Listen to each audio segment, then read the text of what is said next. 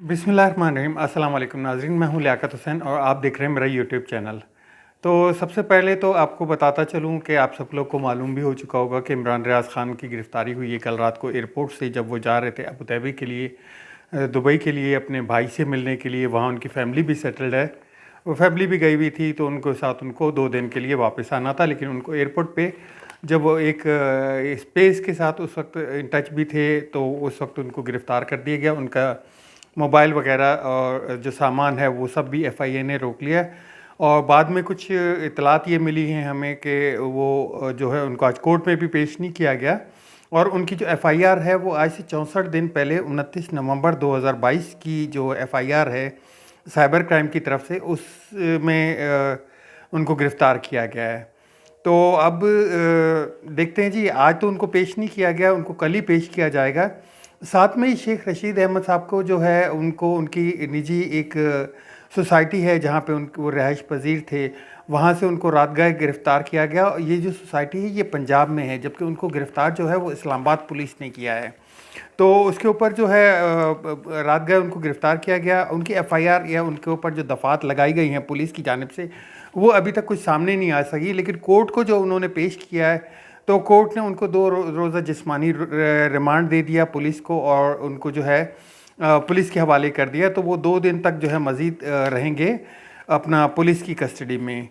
तीसरी जानिब जो है वो शंदाना गुलजार जो हैं पीटीआई की एक कारकुन हैं, एक रहनुमा हैं, उनको भी उनके ऊपर भी बगावत का पर्चा कर दिया गया है। और उनको भी बताया ये जा रहा है कि वो एक निजी टीवी चैनल पे जो उनकी बातचीत थी उसके ऊपर उन्होंने कुछ जो है कुछ गैर जो है वो एक तरह से कह लें कि उसके ऊपर तनकीद की थी कुछ इदारों के ऊपर, तो उसके ऊपर भी उनका पर्चा कट चुका है। तो एक गिरफ्तारियों का सीज़न चल रहा है, जैसे कि आप पिछले 2-3 दिन में कि फवाद चौधरी बाहर आए, तो जो है इमरान रियाज़ ख़ान और शेख रशीद साहब अंदर चले गए। तो आज फवाद चौधरी साहब ने भी प्रेस कॉन्फ्रेंस की और उसमें उनका बयान ये था कि जी मामलात को कुछ ठंडा करना चाहिए, मामलात को कुछ बातचीत तक लाना चाहिए कि मामलात इतने गर्म हो चुके हैं, या इतने जो है सियासत में अदम इस्तेकाम या इतनी कशीदगी पाई जा रही है कि वो कहीं पे कुछ कूल डाउन लेवल पे आ जाएं। लेकिन बात यही है सारी कि ये इतना ज़्यादा प्रेशर जो है वो, और जब से मरीम नवाज़ साहिबा वापस आई हैं, तो उनका तो एक वो चल रहा है कि वो कल भी बहावलपुर में भी उन्होंने एक कॉन्फ्रेंस से अपने जो उनके पार्टी कन्वेंशन है उससे वो किया। आज भी बहावलपुर में एक जो है आज जो है उन्होंने एक और कन्वेंशन से जो है वो खिताब किया। उसमें उन्होंने कहा कि मैं आज़ादी सहाफ़त पे यकीन रखती हूँ और आज़ादी सहाफ़त सहाफ़ियों के साथ हूँ मैं। और कल भी उनका एक बयान था, वो भी थोड़ा सा मुतनाज़ा था कि जी मारूसी सियासत के ऊपर लोग बहुत बातें करते हैं, और मारूसी सियासत पे जो जिनको मिर्चें लगी हुई, मिर्चें तो उनकी अपनी पार्टी को लगी हुई हैं, कि उनकी तरफ से बयान आ रहे हैं कि जी उनको तो कोई बेचारों को जो नारे और ये इन चीज़ों के लिए रखा गया, बाकी तो सब जो पार्टी के जो मेन जहाँ से पार्टी के जो बड़े ओहदे होते हैं, या पार्टी को जब हुकूमत में आती है तो बड़े ओहदे उनकी फैमिली को ही दिए जाते हैं, इसके अलावा तो किसी को नहीं दिए जाते। तो उनकी अपनी पार्टी को है। आज उन्होंने एक और नया बयान दे दिया कि जी आज़ादी सहाफ़त पे अगर यकीन रखती हैं तो 2 दफ़ा इमरान रियाज़ ख़ान साहब को गिरफ़्तार किया। अपना साबिर शाकिर के ऊपर पर्चे हुए, इन्हीं की हुकूमत में हुए। साबिर शाकिर के ऊपर पर्चे हुए, वो मुल्क से बाहर हैं। मोहित पीरज़ादा के ऊपर जो है वो मुल्क से चले गए। अरशद शरीफ के ऊपर इतने पर्चे हुए कि वो यहाँ से दुबई चले गए, दुबई से उनको कीनिया शिफ्ट होना पड़ा, कीनिया में उनका कत्ल हो गया। मतलब जो कुछ किया जा सकता था वो किया जा रहा है, उसमें कमी नहीं आ रही है। शानदाना रियाज़ एक ख़ातून जो कि बहुत ही पढ़ी लिखी हैं और जो बहुत ही नफीस, जिनको कहा जाता है कि वो इतनी पढ़ी लिखी और इतने अच्छे ओहदों पे रही हैं, उनके ऊपर भी तनकीद तो देखें, तनकीद में भी मैं थोड़ा सा फ़र्क बोलूँगा कि थोड़ा सा उनको भी ख्याल रखना चाहिए कि तनकीद जो है ना एक वो मुस्बत टाइप हो तो वो फिर भी अच्छी लगती है, लेकिन बेजा तनकीद जो है उससे भी इज्तनाब करना चाहिए। जैसे कि आज फवाद चौधरी साहब कुछ बोल रहे थे कि जी हमें मामलात को कूल डाउन करना होगा, क्यों मामलात एक बंद गली में फंस गए हैं। मामलात आगे बढ़ते हुए कहीं से नज़र नहीं आ रहे। एक तो मुल्क को दहशतगर्दी का सामना है, दूसरी जानिब देखा जाए तो मुल्क में जो माशी अदम इस्तेकाम, माशी जो है वो बहुत पीछे चले गए हम लोग। बेरोज़गारियाँ और आवाम की महंगाई, आवाम के लिए कुछ किया जाए कि आवाम को कुछ किसी तरीके से इस सिलसिले से निकाला जाए, वहाँ नहीं जा रहे। क्योंकि इमरान खान साहब तो इन सब चीज़ों का वाहिद हल जो है वो इलेक्शन को बोलते हैं, इलेक्शन से फरार अख्तियार की जाती है।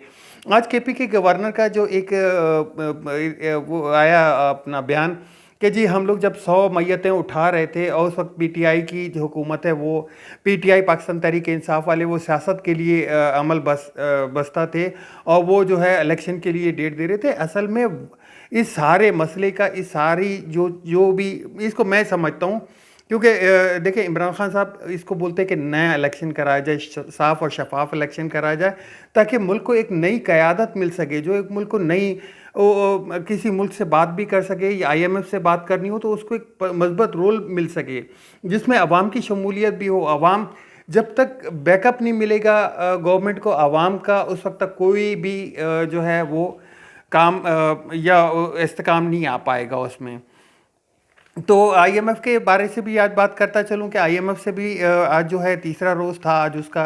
तो आईएमएफ ने एक बड़ी ज़बरदस्त डिमांड की है, क्योंकि मैं अक्सर अपने व्लॉग्स में यही बोलता हूं कि आईएमएफ क्या ये हमेशा यही बोलती है कि आप महंगाई करें, आप अपनी आवाम को पीसें, आप अपनी गरीब आवाम के ऊपर वो करें, पेट्रोल के ऊपर करें।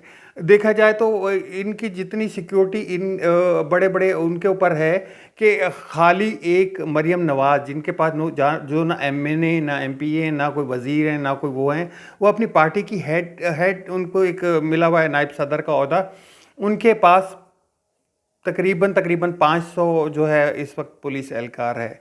और उनका प्रोटोकॉल देखा जाए तो वो प्रोटोकॉल जो है एक शाखसाना प्रोटोकॉल जिसको कहा जाता है वो है। एक नाश्ते के लिए जो है वो बिलावल भुट्टो साहब अपने 10 अरकान को लेके जो है वो अमेरिका रवाना हो चुके हैं। अमेरिका का उनका एक टिकट भी जो है वो कम से कम $4000 से कम का नहीं है। तो जनीवा के ऊपर जो है वो हिना रबानी खर जो है एक महीने के अंदर चौथा दौरा कर चुकी हैं। तो अपने शाखसाना में जो तर्ज ज़िंदगी है उसमें कुछ कट लाएंगे तो ही बन सकेगा ना, तो ही आवाम को नज़र आएगा कि हाँ जी ये नेक नीयती से ये सिद्ध के दिल से चल रहे हैं। अब जो हमारे वज़ीर आज़म साहब हैं उनके पास 5 कैंप ऑफिस हैं। 5 कैंप ऑफिस के जो सिक्योरिटी के जो कैमरे लगाने हैं उन पे भी उनके करोड़ों रुपए अभी उन्होंने बजट अनाउंस किया। दूसरी जानिब वज़ीर आज़म साहब जो हैं हमारे वो जो अपर क्लास है जो कि 18वां ग्रेड 22वां ग्रेड है, उनकी इस्तेलात के लिए उनके लिए तो वो 150% जो है वो रिलीफ दे रहे हैं, उनकी तनख्वाहों में दे रहे हैं। जबकि गरीब आवाम के लिए तो कुछ भी नहीं हो रहा ना। गरीब आवाम तो बिजली पानी और गैस के बिलों के उनका जो इजाफ़ा हो रहा है या पेट्रोलियम मसनूआत में जो इजाफ़ा हो रहा है उसके ऊपर है। तो आईएमएफ ने आज हुकूमत को क्लियरली बोल दिया कि भाईजान आप जो है जितने भी अपना जो भी आपके वज़ीर हैं या जो भी आपके इसको कह लें आपके जो ब्यूरोक्रेसी है, ब्यूरोक्रेसी के इनसाइड पाकिस्तान और आउटसाइड पाकिस्तान जितने भी आपके एसेट्स हैं उनको आप डिक्लेयर करें। इनमें बड़ी ब्यूरोक्रेट्स की एक लंबी लिस्ट है और उसके ऊपर जो है अगर ये किया जाता है तो बहुत अच्छा हो जाएगा। क्योंकि देखें इन लोगों के जो एसेट्स पाकिस्तान में हैं और पाकिस्तान से बियॉन्ड बाहर हैं वो बहुत ज़्यादा हैं। अगर उन पे नज़र और उन पे चेक एंड बैलेंस आ जाता है तो बात काफ़ी हद तक क्लियर हो सकती है। लेकिन इसमें भी सिद्ध के नीयत से, सिद्ध के दिल से आना पड़ेगा आपको और इन पे इस्लाहत करनी पड़ेंगी। आज एक और जो हैं इसाक डार साहब ने एक रिक्वेस्ट की है स्टेट बैंक ऑफ पाकिस्तान से कि आप जो है वो पाकिस्तान के मुखय्यर हजरात से अपील करें कि वो और ख़ास तौर पे ओवरसीज़ पाकिस्तानियों से अपील करें कि वो डॉलर की मद में जो है तकरीबन को $2 अरब जो है वो पाकिस्तान के लिए रेज़ किया जाए।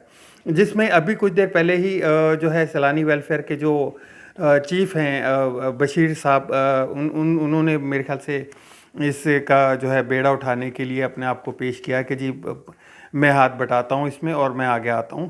तो $2 अरब जो है वो यहाँ से रेस किए जाने चाहिए। क्योंकि इस वक्त जो हमारी हालत है ना वो बहुत ही मखदूश है, बहुत ही जो कह लें कि हमारे पास तो अपने कंटेनर क्लियर कराने के लिए पैसे नहीं है, अपना पेट्रोलियम के लिए पैसे नहीं है, दवाइयों के लिए पैसे नहीं है, और जबकि दूसरी जानिब देखा जाए तो मार दो उसको, उठा लो उसको, एफआईआर कर दो, उसके ऊपर पर्चा कर दो, उसके ऊपर ये कर दो।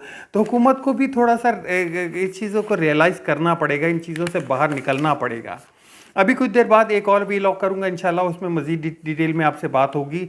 तो मेरे चैनल को सब्सक्राइब ज़रूर कीजिएगा, मेरे चैनल को शेयर ज़रूर कीजिएगा, बेल आइकन का बटन दबा दीजिएगा। तो और आपके कमेंट्स का इंतज़ार रहेगा। अल्लाह हाफ़िज़। पाकिस्तान ज़िंदाबाद।